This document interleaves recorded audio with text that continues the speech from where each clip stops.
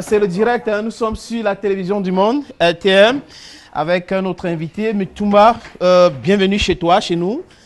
Voilà ton micro. Mr. Ebenezer Kepombia. Welcome on Bantu. Thank you. Quand tu m'as donné ça, j'ai cru que c'était une bière. Tu voulais plutôt une bière? Mitumba, Oui. Dis-moi, enseignant, comédien, producteur, réalisateur, cette transition s'est passée comment? Tout naturellement. Moi, j'ai choisi dans ma vie enseigner, mais le cinéma m'a choisi. Donc, je suis allé au cinéma tout naturellement. Donc, j'ai pas forcé. Moi, je n'ai jamais fait d'école de cinéma. Je suis autodidacte. Je me suis formé sur le tas et par mes recherches personnelles. Donc, je suis aujourd'hui un cinéaste accompli, mais qui a traversé beaucoup d'étapes. Voilà, et je crois que je suis une preuve qu'on peut partir de rien pour atteindre le sommet. Voilà. Bienvenue une fois de plus à Mitumba. Le sénateur parlait tout à l'heure de la transition entre l'enseignement, le cinéma et tout. Tu as été révélé au monde à travers les déballeurs. Par exemple, moi, je t'ai connu à travers les déballeurs. L'histoire aujourd'hui, c'est quoi? Où sont passés les autres? Quel est devenu, où sont passés les autres qui ont commencé avec toi? Les déballeurs. Vous savez, il y a toujours des migrations. Les êtres humains sont tenus de bouger, de quitter d'un endroit à un autre. Au début, on a commencé comme une troupe. Bon, après aussi, on a constaté... On a bâti campagne lors de ces séries-là. Bien sûr, et tout. Oui. C'était bien, c'était Ouais. très bien. C'est par là qu'on a commencé. Oui. On s'est révélé au grand public à travers les déballeurs. Voilà. Après, il fallait être un peu plus sérieux. Pas qu'on n'était pas sérieux quand on faisait les déballeurs. Plus professionnel. Mais il fallait être plus professionnel.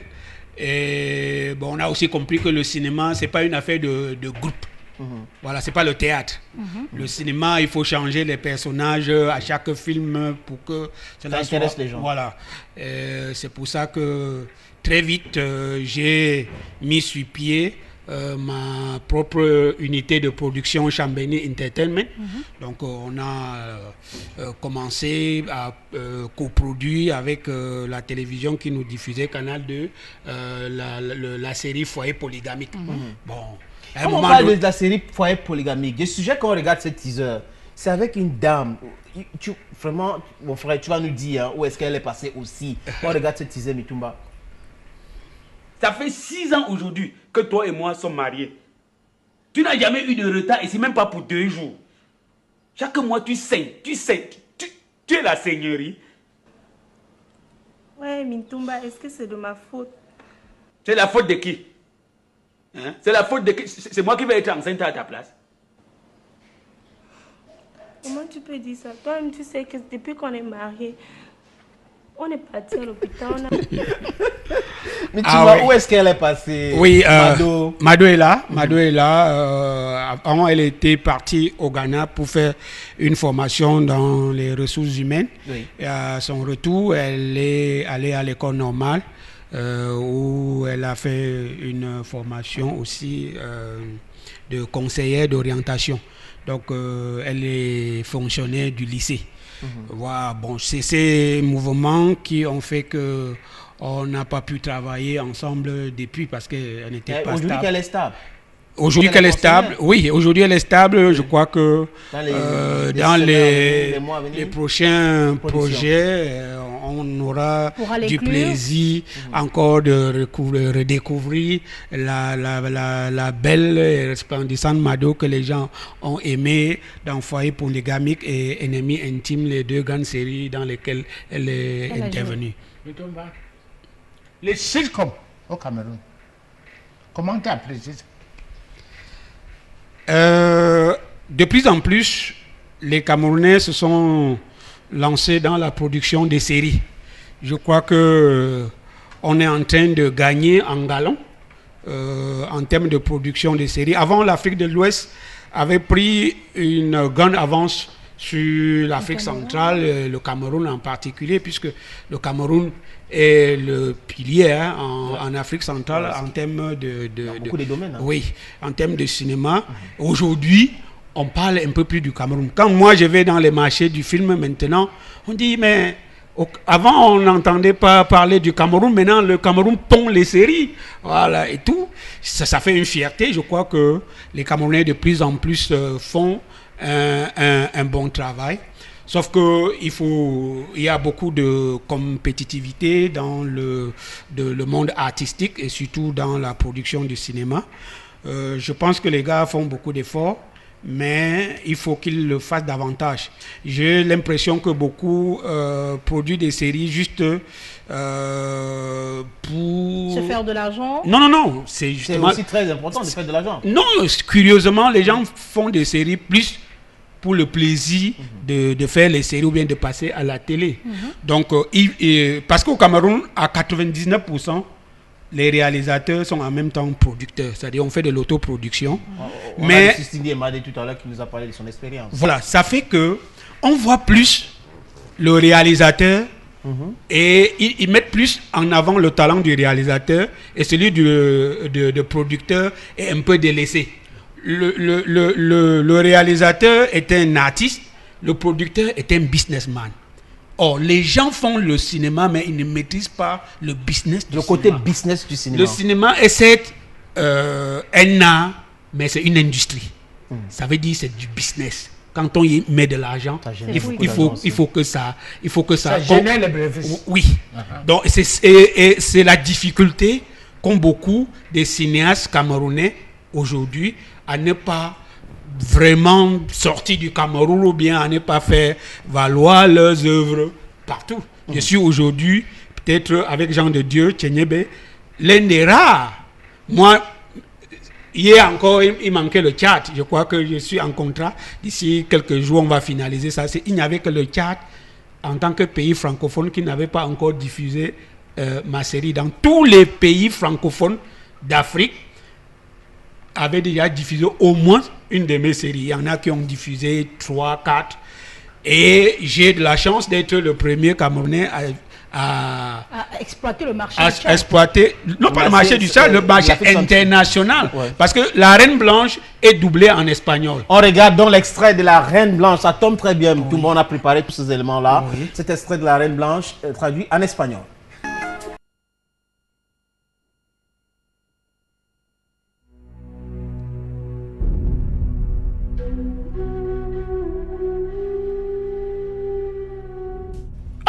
¿Una mujer en lugar secreto de este pueblo? Encima una blanca. ¡Sacrilegio! ¿Cómo llegaste ahí? ¡Ven aquí!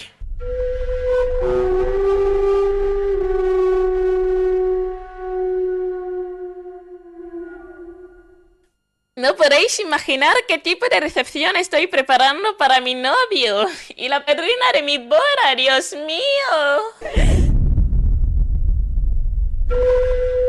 ¿Qué es lo que se cree tu hija? Tenga piedad de nosotros, Su Alteza. ¡De rodillas! ¿Así que te voy a perder por dinero? No me vas a perder. ¿Por qué quieres destruir el hogar de Irena? La quiero. Si estáis contentas al pasar largas noches en la soledad y el frío, teniendo vosotras a un marido, ya os digo, no me entra ni para atrás. Mi campo necesita ser cultivado y regado con permanencia.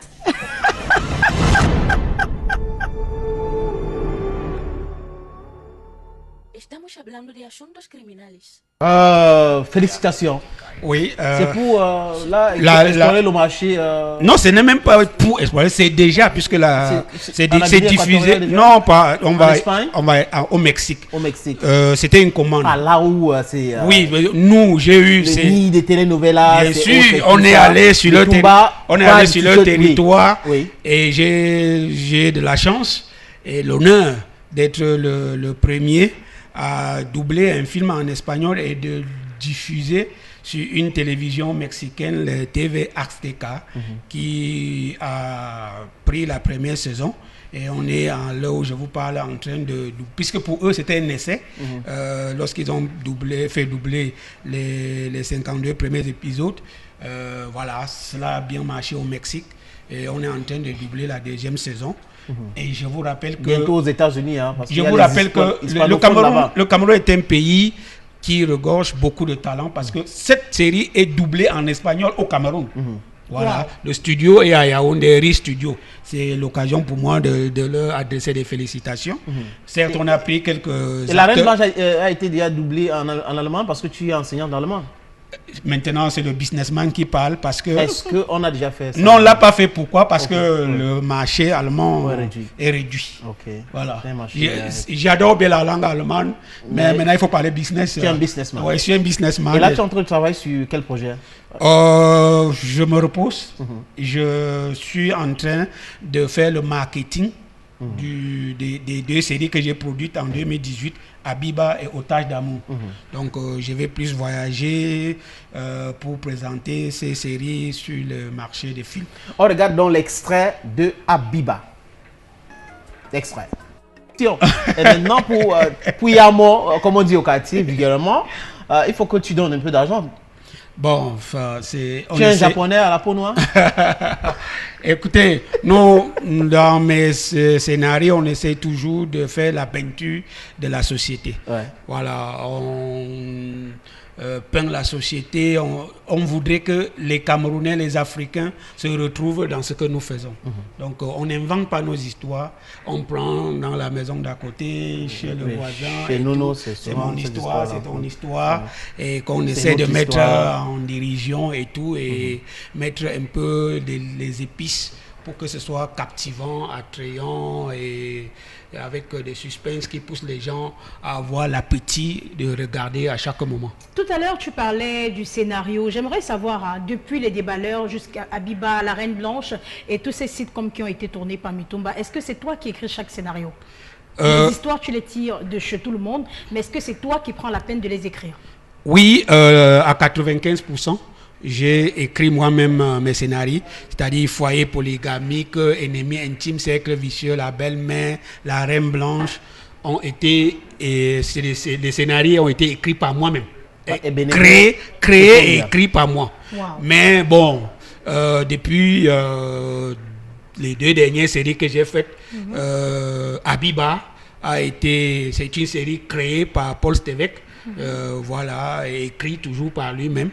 Il y a Otage d'amour, qui est une série créée par Ghislaine Towa, que j'ai scénarisé avec lui-même et Hervé Mabou.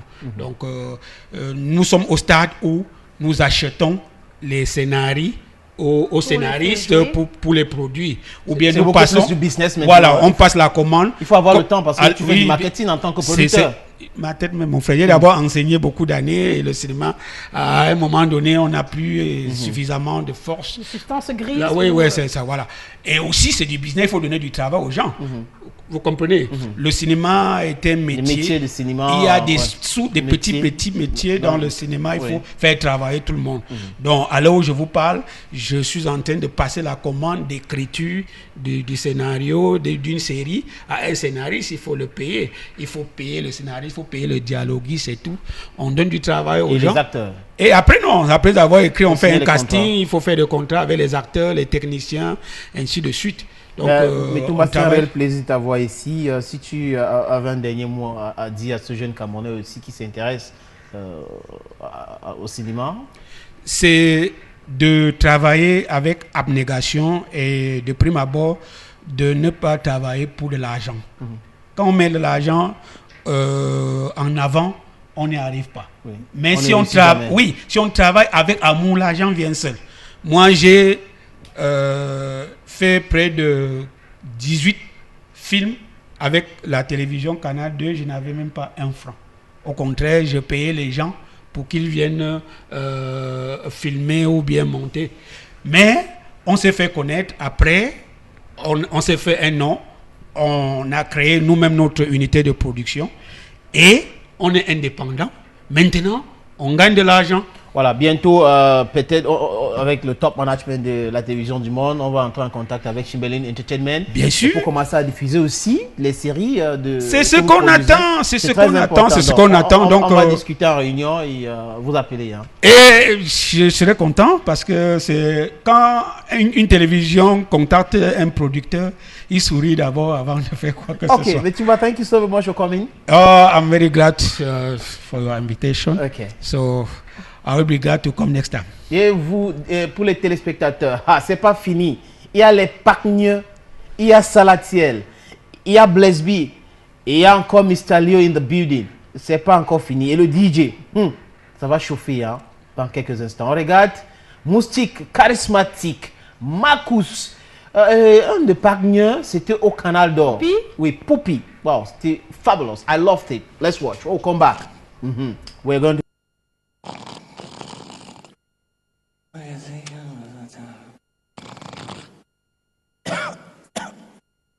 Somba! Somba! Passe, viens. Viens ici. Viens. Somba! Viens. T'assois ici, viens.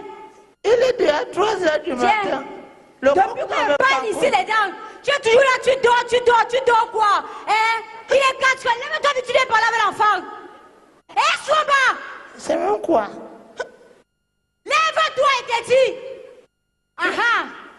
J'ai dit. Voilà son ami.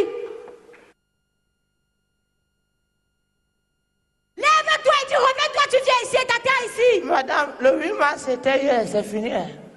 Somba! Tais-toi. Yo, mon nom tient. Mais tu l'as indéniable. Mon Julia. Au nom de Dieu, on tient là-haut. Lève-toi, Somba. Tu vois les choses de ton père. Passe comme ça. Viens. Viens ici, là, tu restes ici. C'est commandant. Ouais. Je sais que le coq chante, la poule ne chante pas. C'est pas parce que c'est la maison de tes parents et je suis ambassadeur. Même quand tu es ambassadeur, c'est un métier noble, respecte-moi. Papa, moi je suis déjà prêt, hein, je veux déjà partir. Tu pars où? Papa, tu sais, je suis le plus intelligent de ce village, non?